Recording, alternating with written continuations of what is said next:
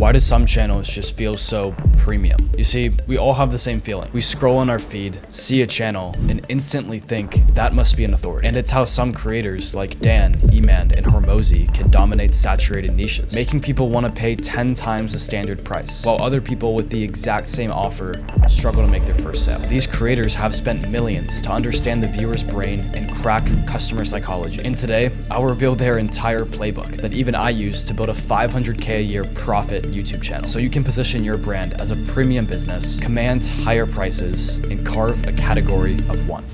Let's start with what premium really means. When you look at a Porsche or an Apple product, something about it just feels right. Porsche uses smooth curves that copy shapes that we already trust. Waves, hills, the human body. Apple fills its stores and ads with open white space so your eyes can rest. That simplicity is what makes it feel premium. Psychologists call it cognitive ease. When your brain doesn't have to work hard to process what it's seeing, it relaxes. And that feeling of ease turns into trust and perceived quality. That's exactly how I structure my channel. The actual setup is very simple. It's clean and it's easy to process. My thumbnails have no more than 3 subjects, and I'm very intentional with this. The less visual noise you have, the more control the viewer thinks you have. And quite frankly, that sense of control builds a ton of authority. Check out one of our clients, Josh. He went from cluttered thumbnails, no branding, no clear direction, into this, which, when you look at it, it puts your brain at ease. And because of that, other creators in his niche started copying his formats. His viewership became much more consistent, and therefore, his business started making more money. The creators who scale the fastest all have one thing in common. Their branding feels intentional, clean,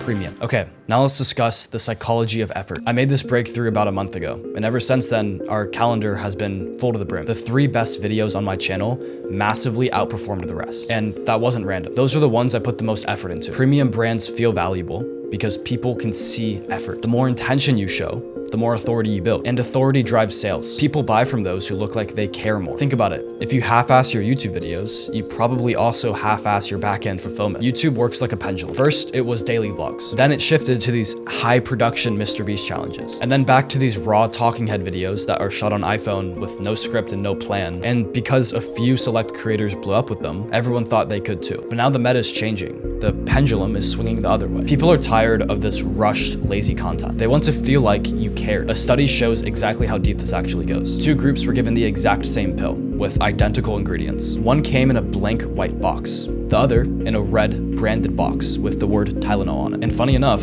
the group with the branded box said that their pain went away much faster. The pills were identical. The only difference was perceived effort. Those extra hours of research, or that 5th thumbnail revision, create extra weight on your brand. And that's what your audience perceives as premium. The funny thing is, in business, people chase efficiency. They try to get the most out of the least. And sure, that works for systems, it works for back-end stuff. But when it comes down to creativity, it's the complete opposite. If you make creativity too efficient, it loses its texture. Premium content is inefficient on purpose. It takes more time, more thought, and more care, because effort is a luxury signal. The audience feels it before they ever even hit play. Alex Hormozy has this fantastic quote that sums this up. He says, "Whenever I get to a low point where I think, why do I even bother? I just remind myself that this is where most people stop, and this is why they do not win." All right, now for the sauce. Let's talk branding elements. Color sets emotion before words ever do. Dan Martell wears a blue shirt in every single video. He revolves his entire lifestyle around wearing this branding color. It signals calm and dependability. Eman leans into the black and red. That signals power and intensity. Psychologists have studied this for decades. Color can shift your heart rate, your focus,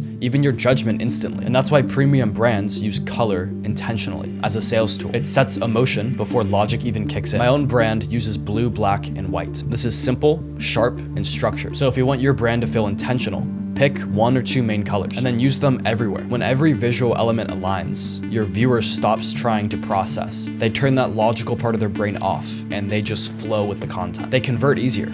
They flow through your entire process. Consistency doesn't just look good, it builds subconscious trust. And the more familiar you look, the faster strangers will become buyers. People buy what feels familiar, but how do you figure out what your branding elements are? There's this book called Steal Like an Artist, and the concept basically explains nothing is fully original. Everything is built from something that came before it. So to do this, you can start by building your own Pinterest board. This is the basic advice. Go on Pinterest, type in keywords, scroll through, and add things to a board that feel like the vibe you're trying to go for. But to take it one step further, create a doc for inspiration. Drop in screenshots, even links from YouTube videos, movies, ads, TV shows, songs, anything that's creative and artistic. Gather it, collect it, and put it in this doc. The funny thing is, once you build this doc, you don't even have to reference it.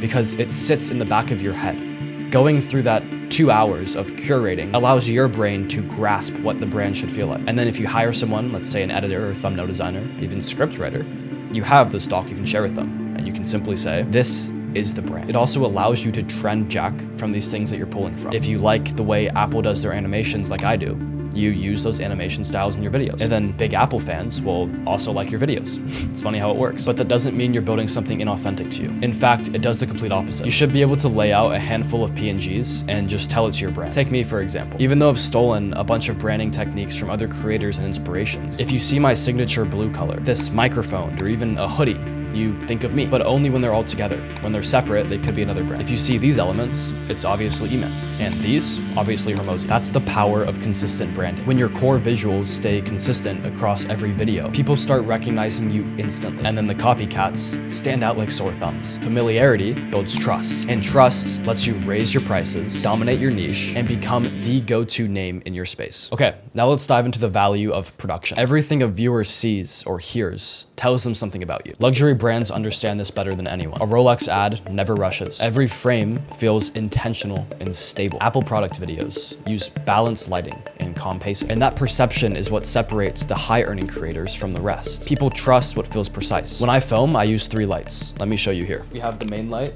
we have the fill light, and then lastly, we have the backlight to be the color that lights the side of my face. Then there's sound. And the funny thing is, sound matters more than visuals. A study tested 2 versions of the same video. One had rough visuals, but fantastic audio. The other had great visuals, but distorted sound. And every single test subject preferred the video with the cleaner audio than with the cleaner visuals. The bad sound was described as unbearable, because the truth is the brain is much more sensitive to sound than it is to image. When it sounds bad, it's genuinely uncomfortable. You want to just click off the video instantly if it's peaking, if it sounds super thin. It's in one of your ears and you have headphones on. That's the worst thing ever. Most people are instantly out of there, especially me. If it's in my left or right ear only, like I can't bear that. Even what you wear matters. Steve Jobs had the black turtleneck. Dan Martell wears the blue t-shirt. I typically wear something that's just pure black or pure white. Consistency becomes identity. When it looks effortless, it feels premium. And speaking of effortless, let's talk about effortless effort. Premium isn't just showing how hard you work. It's not all about having the craziest setup, the nicest color schemes and branding, and the cleanest audio. Although those are extremely important, it gets much deeper than that. The premium feel is when your work looks effortless. I've been reading this book here called The Inner Game of Tennis. And in here, there's a line that really stuck out to me. It says, "The secret to winning any game lies in not trying too hard." But Trey, what the hell does that mean? Effortless effort doesn't mean doing less. It means being so prepared that when it's time to record, everything flows. When I talk to this camera here, I'm not trying to force a personality. I'm not trying to force anything. I'm just being myself. Because the best things happen when you're relaxed and when you're in flow state. But when I'm actually creating content, I want it to feel like I'm not even trying. And you should too. You should make it feel like you have this natural ability to be incredible with your content. Now, I personally suck at tennis.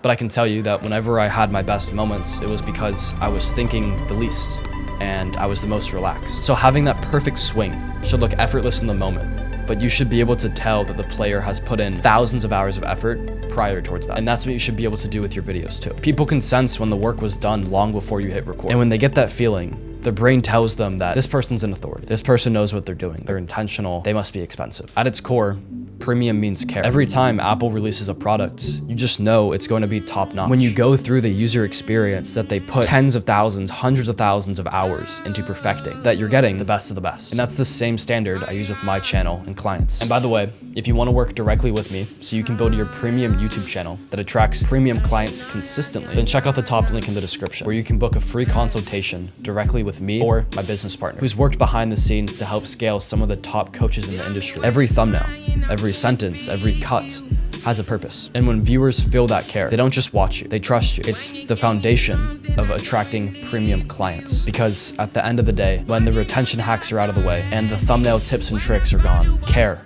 is what really gets attention.